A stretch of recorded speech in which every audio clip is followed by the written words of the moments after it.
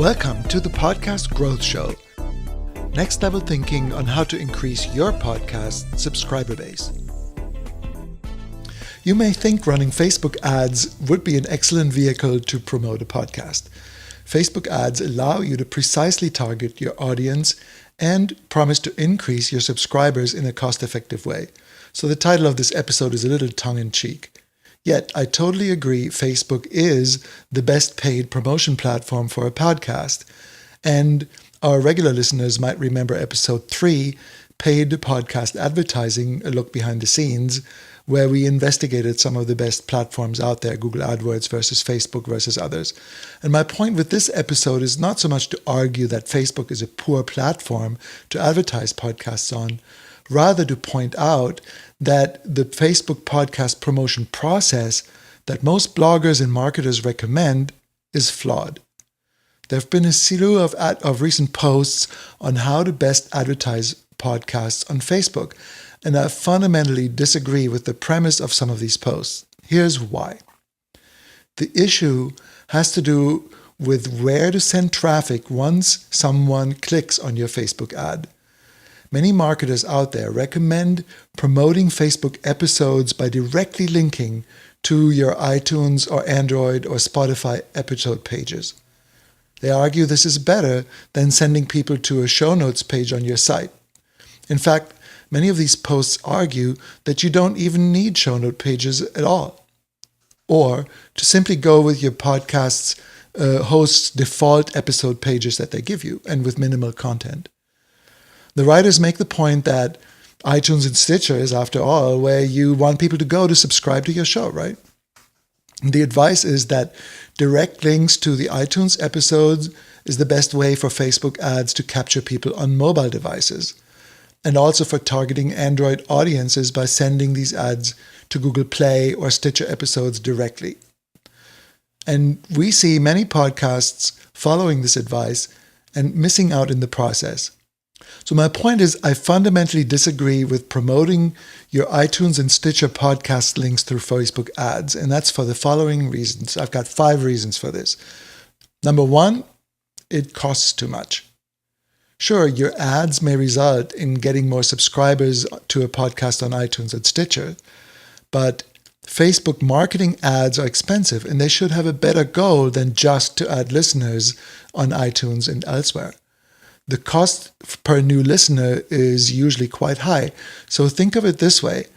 The cost of an anonymous listener on iTunes is not the same thing as the cost per acquired lead or email subscriber for your business. So my point is that you should be getting greater value and ROI from your Facebook ads by focusing on lead generation and list growth. So instead of just getting more listeners, you could be adding leads to your business and building your email list and increasing the rank and traffic for your site more directly, and to build digital assets for your brand. So that's my reason number 1. If you spend that money, get your money's worth. Number 2 is iTunes and Google Play don't need more traffic from your Facebook podcast marketing. You're paying for traffic and you're sending it to iTunes and Google Play Music. Really? Instead, your own site could be benefiting from greater traffic, rank, and authority. My number 3 reason is don't go on blind dates.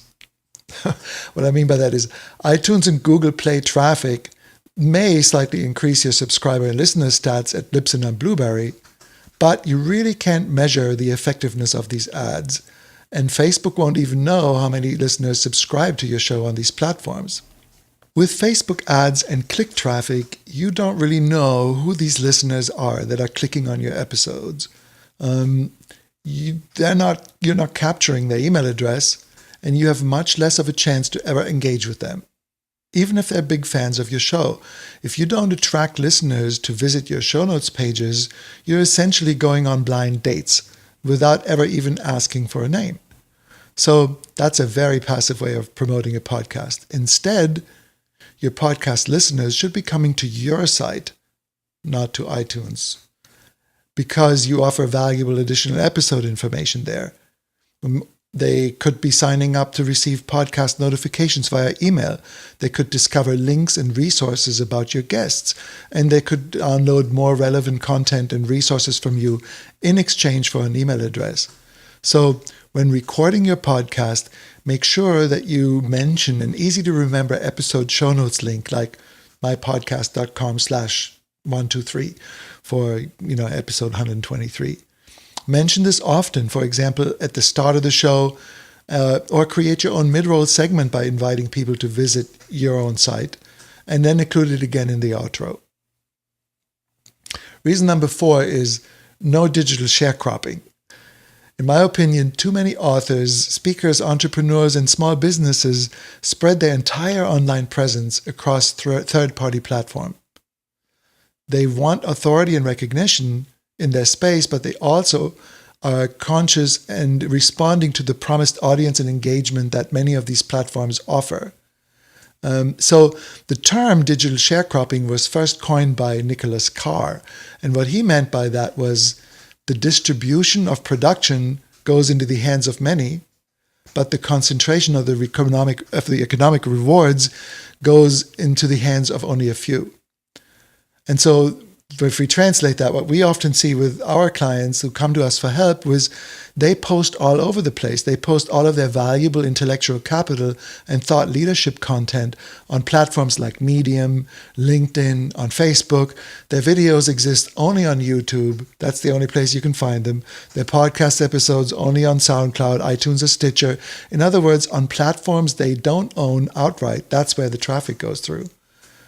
These platforms have a built-in audience and engagement, but in the long run, this is short-sighted. So what do you do instead? Now, I'm not proposing to avoid these platforms, far from it.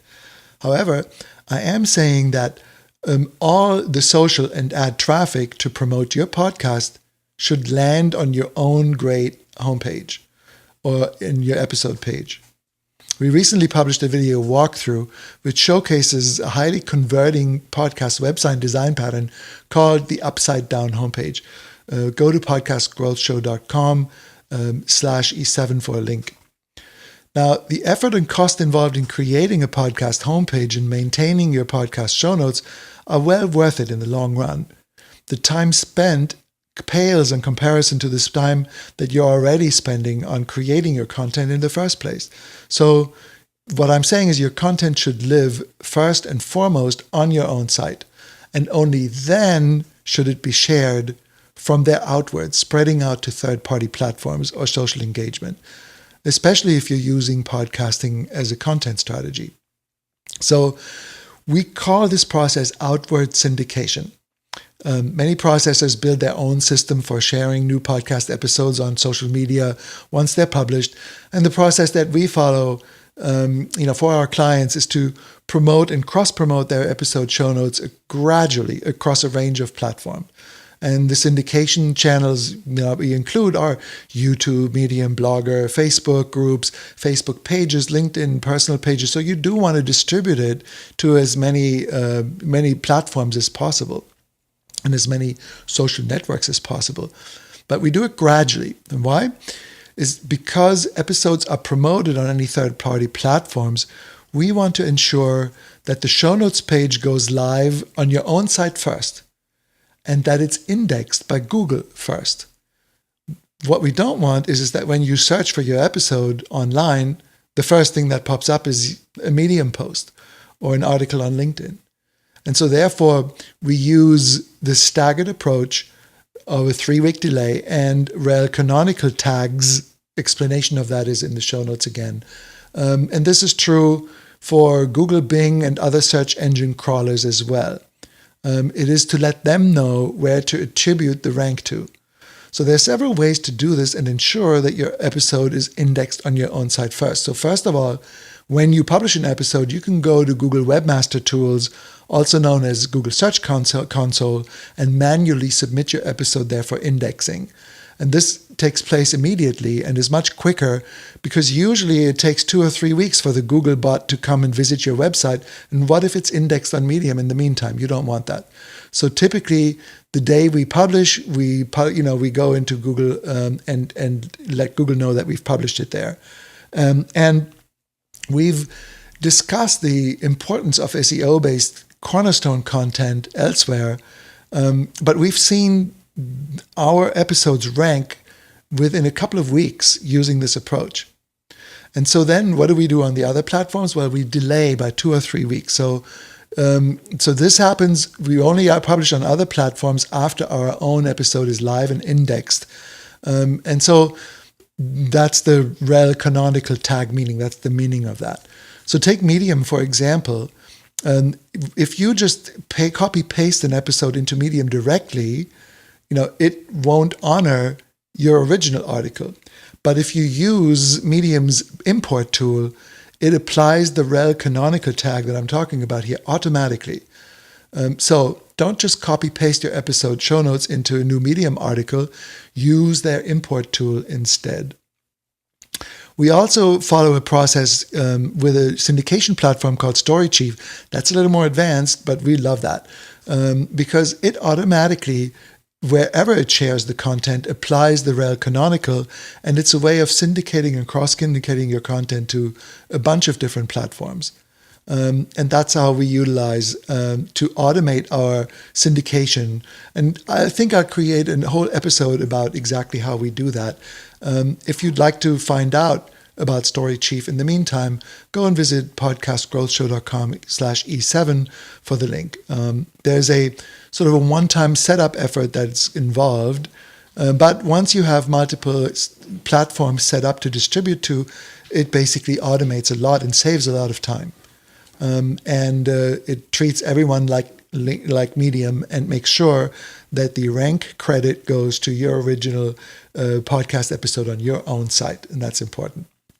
So concluding this topic of digital sharecropping is having your own SEO-optimized show notes pages builds a more valuable asset on your site audience, and it also builds your email list. Would you rather not have free traffic and rank for your site and build up this traffic over time? I think most marketers agree that building an email list and having show notes, your own show notes pages and your own digital presence is valuable digital assets instead of just sending traffic to iTunes or to Google Play or wherever else your episode might have been published on a third-party platform. Now, finally, the last reason is the ability to have better analytics and to measure performance. Because really, if you're going to use Facebook ads to promote your show, how do you measure the investment? And for me, the answer is I measure how many people sign up for my podcast or for our blog. So in Facebook marketing parlance, it's called a conversion.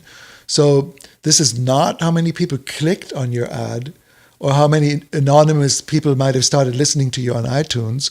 I'm actually setting up these ads with the goal of creating a conversion, and that is somebody who signs up to my email list. So simply measuring clicks to a website is the weakest form of available analytics. But that's the only thing that you get if you send traffic to iTunes or Stitcher episodes. That's why I'm suggesting sending the traffic to your own show notes instead. Facebook can't measure who subscribed to your podcast on iTunes or Stitcher. Facebook won't know if they've listened to your episode or if they're clicking to your ad. So how do you then optimize your ads and improve them? If you're sending ads to iTunes and Stitcher, as proposed by many of these marketers out there, then the only way that you can even tell if they're working is to sort of go back a month later and see whether you've got more activity in Libsyn or Blueberry and if your stats increase during that time. But you still then don't know the identity of the people who you subscribe. You still can't interact with them. So don't set this as your Facebook ad campaign goal. Instead, a better goal is to measure conversions and to set up your Facebook campaigns for them. The Facebook algorithms are more effective when optimizing for conversion. What they do is when you're setting up your Facebook campaign, a conversion is triggered every time somebody goes to your podcast thank you page, subscriber thank you page, the page that comes up after that. And so you will need one of these as part of your podcast subscription workflow on your site. But then Facebook learns from who signed up and increasingly shows your ads only to the best possible and highly converting audience. So you'll get more money for your ad spend by that. Now, you will need a Facebook pixel installed on your site. We've got some resources on our show notes again at growthshow.com. podcastgrowthshow.com/E7. My favorite tool for this is Pixel Your Site, and it makes the installation and management of a Facebook pixel very simple on your site. So, in conclusion, if you use Facebook to boost or promote your podcast, don't send traffic directly to your episode pages on iTunes or Stitcher. Instead, send traffic to your own episode show notes pages. Be sure your site features a subscribe by email widget that redirects to a thank you page and that then triggers a conversion on Facebook. Until next time, Jürgen from the podcastgrowthshow.com. See you on the other side. Thank you for listening to the Podcast Growth Show. Visit us at podcastgrowthshow.com and download your podcasting resources guide.